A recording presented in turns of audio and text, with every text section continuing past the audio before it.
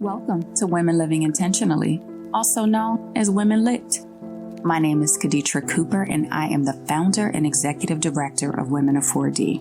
Women Lit is an extension of the vision and commitment of Women of 4D. On this platform, we will recognize and value the personal journeys of women and also take you through their experience of resilience, influence, and endless possibilities and how they've manifested in their lives. You are more than enough. Never let your circumstance write your story. It can't hear your heart. Until we meet again, remember, the possibilities are endless. You were both ladies of Delta Sigma Theta.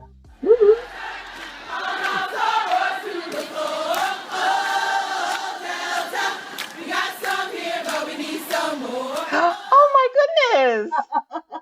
Sarah. Sorry. Do not turn that on. I don't want anybody yelling at me about. Oh my goodness! That's so Delta's in the. And I wore my Delta sweatshirt today. Let me go get my hat. Get my umbrella. Get my blanket. Welcome to Women Living Intentionally with Eileen. We're with Cheryl Edwards-Cannon to talk to her about her book, Taking Care of Miss Beebe, Stories by a Daughter Extraordinaire. Cheryl, we are so excited to be here with you and talk to you about your book, Taking Care of Miss Beebe, Stories by a Daughter Extraordinaire. That would be me. So tell us, how many siblings do you have, and how did the responsibility of taking care of your parents fall on you? Well, that's a very short story. I am the oldest of three, and I've always believed that a parent knows to which child they can depend on, and that was me, obviously. I had a brother, but I lost him about 6 years ago, and I have a sister who is about 10 years younger than I am. And so my mother had made a comment now and then about, I don't know about my other two kids because they're going to go off and live their lives elsewhere. But that oldest child of mine, Cheryl, she's not going to get too far from her mom and dad. So when it came time to talk and have the talk about what it means to be taken care of as you age, my parents, without hesitation, said, Cheryl, you will be our power of attorney. And my response to that was, well, you have two other children. Perhaps we should sit down and talk about that to make sure everyone is on the same page. Everyone is in the right accord. And my mother said, well, we can do that, but we know it's going to be you. And so I said, okay. So with that, I became their primary power of attorney and had both medical and financial responsibilities for them. What motivated you to write the book about caring for your mother, Taking Care of Miss Beebe, Stories by a Daughter Extraordinaire?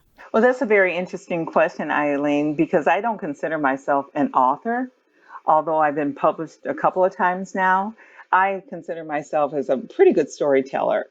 And as my mother was making her progression through her diagnosis of early onset dementia, I was sharing behavioral changes with the community where I worked or my friends. And these were just comical stories. And so this community that I interface with frequently suggested that I should write this down. This would be a great self-help book. And I said, but I'm not an author, but you can tell the story. So over time, I said, well, maybe I can. So I started writing down the stories of her behavior and my reaction to her behavior. So I would take a story about getting her dressed, for example, and it may take me 2 or 3 hours to get her dressed. But at the end of that adventure, it was always so very funny. And so I started recording, and I was traveling a lot, so I found time to write down these stories while I was flying. And I would find myself chuckling on the plane. So then eventually I had enough stories to go forward to actually move it to a publisher for final printing. I'm sure you have many stories about the times you were taking care of your mother. How did you decide which stories to include in the book? Well, what I did is I started to frame in the structure of the book. Mm-hmm. I wanted to be intentional on ordering those stories from when she was still pretty cognitively strong right through her end of life kind of stories. And I wanted to show people within this phase, maybe wandering away becomes more present. In this phase, it might be her inability to take care of her biological needs or dressing needs. In this phase, you might find that she has lost her ability to ambulate or to talk. So I wanted to have a progression for the reader to understand when things start occurring and how I have to adjust to accommodate that new phase that she was in.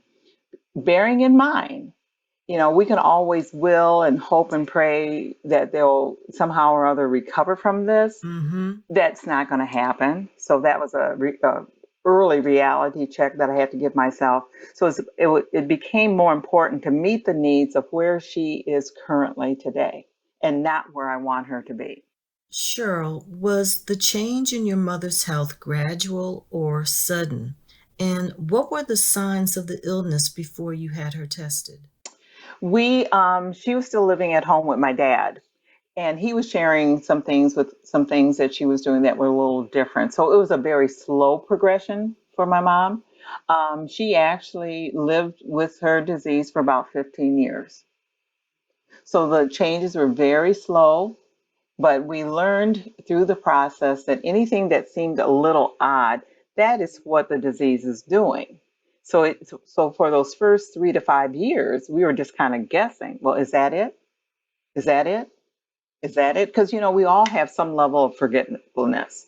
And with her, it was very hard for us to tell what was natural aging versus the disease. Okay.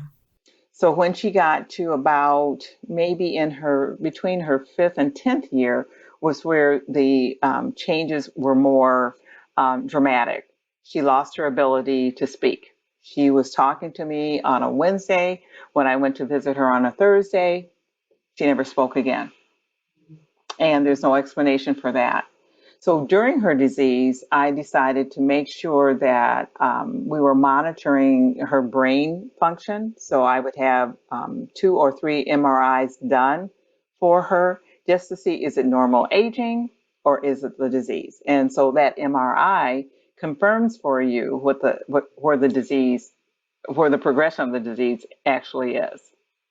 So that was helpful. Then after a while, you assume that anything that comes that's odd or different is a progression of the disease.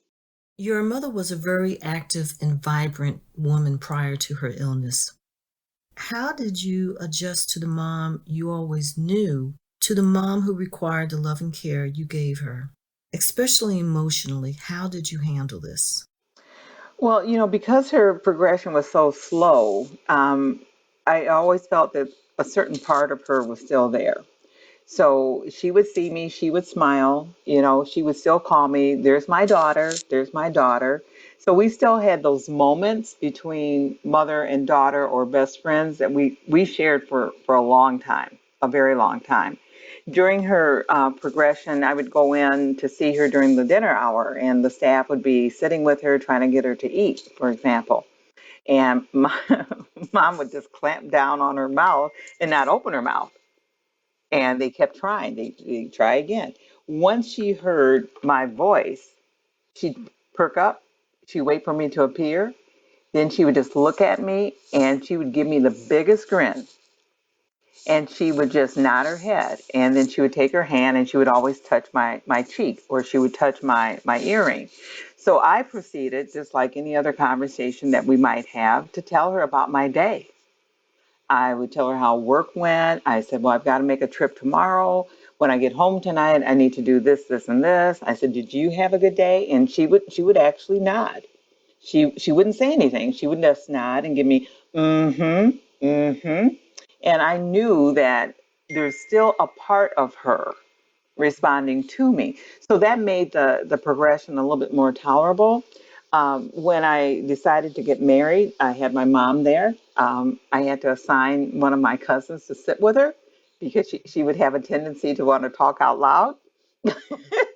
at different times. And, but it was important. It was very important for her to witness that. Now, because my parents were married for almost 60 years, I missed having her words of wisdom as I became a wife at 50 years old. And I would expect to have gotten her guidance, her support, her wisdom, examples on how do I become this very strong, independent single woman in charge of her own destiny to being a partner with somebody else who needed me to soften some of my edges and become a supportive spouse. So I did Hmm. miss that. But in her place, I have two other women who kind of took me as their other daughter. These are women who don't have daughters. And they said, in the absence of your mom, we are here. And they continue that relationship with me today. As time went on, you moved your mom from her home to a facility. Your dad was also at home prior to going into a facility. How were you able to handle all of this along with working and family? Whew, boy, Eileen, I'm amazed. When I think back on those years that I did that, I'm amazed how I held it together. So it was before I got married, and I had my own house here in Grand Rapids. So every other weekend, I would stay at home at my house. I would do the laundry, I'd get my house clean, take care of errands, right? And mom was living here, and so I was making sure that she had what she needed. Then I would travel home and take care of my dad's house. Hmm. I would, on the weekends, I'd go down, I'd pick up mom, we'd go down, and I would clean his house, help him with his laundry, attempt to do some grocery shopping for him, make sure all his bills were paid, which were very few at the time, and, spend the day with him and make sure that he had what he needed. We had neighbors who were nearby, and they made sure that he was getting a proper meal. I would attempt to have some meals that I prepared for him, but of course I'm not a cook on any level, but just making sure that he had some nutritious food in the house for him. I kept that up for several years. And to this day, I don't know how I did both of those. So I'd pick mom up about 8. We would travel down there, and then he got a chance to visit with her, and I could go and do everything else that he needed to have done. And then at the end of the day, which was around 7 or 8, I'd load her back up in the car, and I would come back to Grand Rapids. So then once we got married, um, and especially after mom, I had to move her here. I had other people helping me with daddy at home and checking on him, but I still would make my trips, a day trip. But then that time during that period, I had my husband to travel with me, and I could send him off to the grocery store, and, and I would stay at home and do the housekeeping and communicate with him. And I could see very clearly that living on his own was taking its own toll. Making the decision to place a parent in an assisted living facility or a nursing home is a difficult decision. What brought you to the point where you decided you needed to do this? Hmm. And can you tell us, how did you select the facilities? Oh, okay. Yes, we knew with mom's diagnosis that that day was going to come. We just didn't know when. My parents had always been advanced planners, and we had had that conversation when I became their power of attorney. We knew that the medical community was directing our decision making somewhat, describing for us what would when would we know when it's going to happen, and you just know. And so I said, well, if the progression of the disease is such that she's more of a flight risk or she's too much to handle for him while they're living at home, then we need to be prepared for a place for her to come. We agreed at the time that that place would be closer to me, where I could see her, I could monitor the quality of her care. So that day came in 2005 when they were visiting for a weekend, and my mother fell in our garage and broke her leg. When that occurred, I had already visited about 3 different facilities, and I had them in the preferred order. If something were to happen, this is facility number 1, 2, and 3 where I would feel comfortable having her to go. Now, I did not expect, Eileen, for that decision to come in that moment. I thought we would have a little bit more time to move gradually to that point. But when she broke her leg, I knew we had to move then. So it was a Labor Day weekend, holiday weekend. We had to have her leg set. That was fine. But when that event occurred, I couldn't let her go home even that weekend. She was in a wheelchair. She had this cast on. She thought it was a sock. She kept trying to take it off. And I knew he could not handle her like that. When your mother was transitioning, you said you let her go. Can you talk a little about that? Today I can talk about it. I'm not so sure at the time. Actually, I had had a conversation with one of the aides that had taken care of her from the whole time she lived here in Grand Rapids. And it was just the three of us in a room. And I was sitting beside mom's bed. And this aide said, Cheryl, this is what's happening with her right now. And she made me look at my mother, and she was very gentle. She was very kind. She brought me to the place of realization that she's not going to come back from this. She's not. If we could make her better, we would have. And she said, "You let her go, so that she will go." And and of course, I got emotional, and I said, "But you're right." So the aide left the room, and I had a conversation with my mother. I told her she had lived with dementia long enough, and it was time for her to join her mom, her dad. She's the last child out of 5, and she needed to go have a conversation with her son. I said, I will stay here. I'm going to take care of Daddy. I'll take care of Lisa and her husband. I will take care of the 2 grandkids that she had, and I will also take care of Larry. And I had that conversation, and 5 days later, she did let go. And it was very peaceful. I was with her, and it was okay. 15 plus years with that was more than enough for her. And I was okay with her letting go. And we all were actually as a family. Because if she can't be with me and be whole, be 100%, then let her go someplace where she can be, where she can celebrate and enjoy. So I did. Cheryl, I love the tips you provide for caregivers in the book. More sanity tips to successful caregiving, tips for successful road trips. Do you have any other suggestions you can give caregivers? Oh my goodness. Oh my goodness.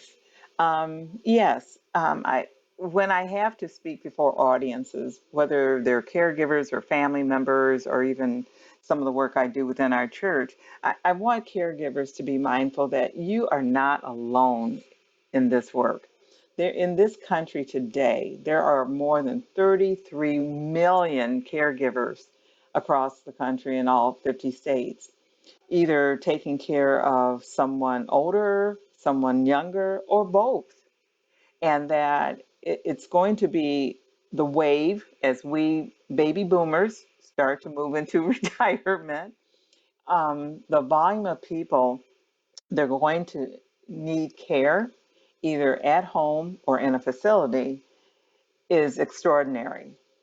So it's important that as a caregiver, you recognize that some people are just gifted into this, right? Some people just come by it naturally. They have those instincts. And I think God has given me those instincts.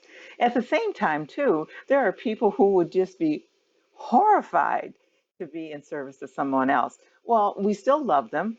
We're going to need their help, but just give them something else to do within their framework.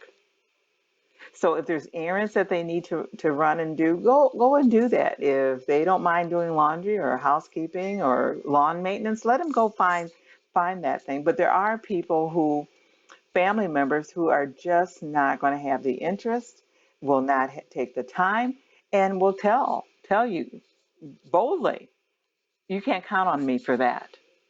You can't count on me for that. So we might find that we as caregivers are going to have to be in service for people out, not only in our immediate family, but within our community, our friends, our neighbors, our church family, and other people we come in contact with. So certainly recognize that, know that there's a lot more resources available for caregivers today than I ever had when my mother got her diagnosis. But I learned my caregiving expertise by watching her take care of her mother. And you learn how to anticipate what they're going to need before they need it. You kind of think, well, if that were me, I'm going to need this. I'm going to need a change of clothes. Here comes the wintertime. Getting all of that lined up before you need it, and being organized, keeping lists, keeping track, keeping a lot of information in your head just so that you can recall it when it's needed. Patience, certainly patience are needed. You will be sleep deprived if you're not careful. And maintaining your own quality of life, exercise, good diet, energy. Now, my mother had a pretty good head of energy, and so do I. And it's hard for some people to keep up with me. But you need to be healthy yourself if you're going to fulfill that obligation. You received a certificate in gerontology. What made you decide to pursue this certificate? When I was being coerced into building my own business around this whole thing called aging, I wanted to make sure that I had credentials to go along with it. I knew that there was parts of gerontology that I was not aware of, and there is a tremendous amount of federal legislation designed to help people who are older. I wanted to explore that. I wanted to fill in the gaps so that I could be better prepared in presenting myself to people who are going to contract or may want to engage me for services for them. So there's a program here in our community through our community college designed to fill in the gaps. So there's coursework involved. It took me about 3 years to get it all done.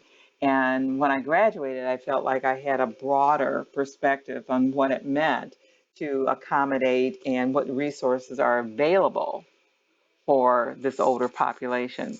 And so here, 3 or 4 years after I finished the program, I'm teaching in the program, teaching a course on aging in America. So it was just intended to round out my own credentials and my own experience. Can you tell us about Clearpath Choices and what you do and why you decided to start this business? Sure, be happy to. Clearpath Choices was actually born officially in 2014. And through the encouragement of people that know me very well and knew so very well about my passion for being in service to older adults, they said, you really could, could expand this business or create a business that would be a nice resource for people who have this need. And I said, okay, I could. And at the time, I was working at a place that I really wasn't terribly crazy about the work that I was doing, and they weren't terribly crazy about me either. And so I said, okay, let's see what this would look like. How would I build this business to accommodate the needs of older people and the families who are given the charge of taking care of them? So I started just formalizing, Eileen, everything that I had learned from my mother's experience, how I took ownership for my own learning, because at the time when mom was diagnosed, there was no resources readily available to help me understand what we would be facing. We just knew that she had this diagnosis, there's no cure, and she is going to die from it. Well, that's not a lot to go on, you know. So I started writing notes and making a journal of what I was learning and who I was talking to. So I made time with our attorney. Okay, what do I need to know about these legal documents? Tell me about her insurance. You know, what is being covered in the disease and what's not. I met with our bankers. You know, getting older and being an older adult, this is the most expensive time in your life. All right. There's no more income coming in, and your income that you have is very fixed. So I was creating this framework by which I could help guide the thinking for other families. And so the client that might call me, if they're doing advanced planning, they'll call and say, well, my family's coming in town for Thanksgiving, and, mom's living on her own. We need to make some decisions about her care. So I'll get that call, and then I will meet with the family and help to facilitate the conversation to determine how are the family members going to participate or not, who lives where, what is mom's condition right now? Does she need help right now, or are we looking down the road in a year or two? So once we do that initial conversation, then I come away for about a week and a half and think about what they shared. And then I would present them with a more formalized plan. These are the things that I think you should do in the next 30 days, especially if there's a crisis in the house. These are things that you can do over the next 6 months. And then I would periodically check in with them once a week or so to see how they were making progress on their plan. All right. So some of the clients I have served, not all of them are here in Michigan. I've had a client in Chicago, and the family members were spread out around the country. And in that kind of a relationship, we just conferenced on the weekends, and I would hand out assignments for the family members to do and come back and report out so that we could put the best plan in place for the one needing care. All right. So my goal has been to try and formulate a program for those churches that have senior ministries where they have a population of older people. And there's a workshop that I designed for my own church that I piloted a few years ago. And every week we would take a different subject matter, and then I would bring experts in to talk about these are the legal documents that you need to have. The next week we would talk about funeral planning. And I was very surprised how many people, about 25 people came to that one. This is the real cost of a funeral, but if your financial condition cannot support a $10,000 funeral, then here are some other options. So people walked out of there with a notebook or the workbook that I created for them, making their decisions in the moment so that we can avoid the stress, the confusion, the darkness that all this decision making can give you, so that everyone is clear about the plan going forward. And so again, I think our people in our community are the ones who are the hardest to get to have that conversation, and we need it the most.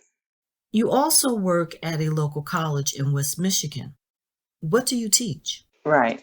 Well, I work my students pretty hard, so I have discovered. Most of my students are studying either nursing, social work, physical therapy, hospice, occupational therapy, or they have an interest in creating an adult foster home where they can provide a comfortable, affordable living community for other people. So my students, I stress the importance of how important this work really is. And I'm expecting them to be very serious with it because I'm serious about it. So I structured the class so that it's very interactive. I tell my students, I can't expose you to the community that you're going to be working with if we're just in a classroom. So we go on field trips. Prior to COVID, we would go on field trips. We would go to Meals on Wheels. We would go to an adult daycare. We would visit a retirement community that has skilled nursing, that has memory care, that offers all kinds of services for people living in that environment. We have speakers that come in. We have one coming in on Monday who's talking about mental health in a COVID-19 world. What's being done within a retirement community that's giving our older adults living there a sense of hope, encouragement, and enjoyment. Being separated like that, the decline has accelerated, and the person coming to talk to the class has found very innovative ideas and activities that they're able to do to take out some of that decline in depression and just feeling abandoned. It's a nutritional kind of challenge that they have, because if you're depressed, you're not going to eat. Well, older adults have to eat, have to eat. So I try to make sure that when they leave my class, that they are fully equipped to move into their careers, knowing how important it is and where to go for help when you need it. This class is all about connecting older adults and their families to the services and resources available right here in our own county. As a wife, education consultant, higher education instructor, business owner, and elderly advocate, how do you prioritize self-care? It's strange that you asked me that, Eileen. My short answer is, I don't know. I don't know. If it had not been how fortunate I am, how blessed I am that God gives me the energy and the stamina needed to do what I have to do, I don't know how I would have been able to sustain this role that I've been playing for a little over 20 years. However, unfortunately, I lost my dad in April 21st, unexpectedly. I'm so sorry to hear that, Cheryl. Thank you. Today's a better day with that.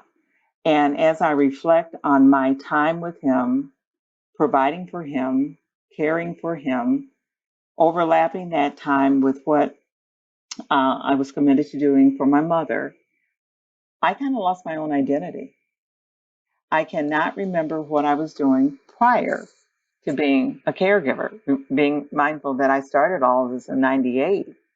And I'm thinking, oh, who was I? What did I look like? Where did I go? Who do I talk to? And so recently, Chicken Soup for the Soul is doing a new book on self-care and finding time for yourself. So I thought, well, this is my sign to write about what I am doing in this new space that I'm in. Typically, I would go see my parents every day, on average 6 days a week, every week of every month of every year for the last 20 years. That was my identity. Now that I have free time in the evening, I'm finding new spaces to explore that I had forgotten about. My husband and I actually have dinner together. We actually talk, we plan, we can go places. Now I have the time to do that. I remember not being able to watch a movie and be seated here at the house because I'm doing laundry. I did my parents' laundry twice a week, wash, iron, take it back, and made sure that they were always impeccably dressed and that they would always look like somebody was watching out for them. I can't tell you the last time I put my ironing board up. COVID took care of that too, because, and it became just a routine for me. I sleep better at night because I'm not worried about that phone call that you might get during the night. You need to come. Something's wrong. I can have family and friends over here at the house. That gives me another avenue toward laughter. I can take a nap in the middle of the day if I want to and not feel guilty. And so while I miss my dad, my parents terribly, I think the gift I have now is reinventing me and creating a new chapter for me. So this book that Chicken Soup is doing has put out a call for people to write an essay. So I'll keep you posted on that. Okay. Cheryl, you said taking care of your parents was one chapter in your life, and now you're starting a new chapter, doing other things. What type of activities are you involved in with this new chapter in your life? I was afraid I would have these hours in a day when I would normally be having dinner with my dad. And what do I do now? I'm not there with him. Well, I have other things that have come into play. I have other activities that I can take time and now do. We love gardening. And so we can't do that year round in Michigan, but getting our flower beds for the winter is something I enjoy doing. We have taken time now. We've lived in our house for about 18 years and have always said we really need to finish that basement. And so now I can project manage that, and that takes up a fair amount of my time. Plus, you know, you're still doing the business. I'm meeting with clients, and I'm also a consultant for Grand Valley State University.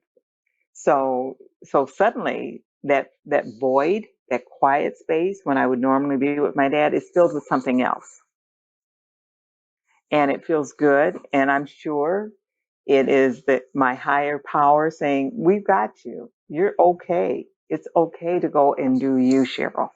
Okay. That's really good advice. So I did. Thank you, Cheryl. I truly enjoyed your book. I really did. Can you share with us where we can purchase your book, the cost, and if you're on social media? Well, Eileen, it's been my pleasure. I've enjoyed this. I hope your listeners feel my passion and my energy and my love for our older people, because I am an older adult now too. So, um, and grateful. Yeah. Okay. So we're in this together. And I just feel, I have always felt so strongly that God expects us to take care of each other. And I'm humbled to do so. Yeah, taking care of Miss BB, Amazon sells it for $16.95. However, I do keep an inventory of books here that I can personalize for people who are interested in that. And those books are available from Miss BB's website. It is Taking Care of Miss B, capital B.com. Okay. And if your viewers would like to purchase one, I will I always cover the cost of shipping for them. If they would like for me to write a notation to someone, if it's going to be a gift, just put that on your order when you place your order, and I'll be happy to include that notation. And we are able to ship within 24 hours of receipt. I am on Instagram. I don't do a whole lot with social media, believe it or not, but people can certainly go to the Clearpath website if they want to learn more about the services we provide. And that's clearpathchoices.com. Hey, you guys, it's Kaditra. I want to thank you for listening to Women Living Intentionally, also known as Women Lit. In addition, to let you guys know that there's still time to join our book club, which will have our book club meeting on March 25th at 7 p.m. via Zoom. And the book selection is Faith Walk, Using Your Faith Tool to Get Through Life's Challenges by Dr. Karen Ward. All relevant information can be found on our website at www.womenof4d.org. We also did an interview with Karen a little while back, and her interview can be found on our YouTube page, Women of 4D. All right, well, until we meet again, remember, the possibilities are endless.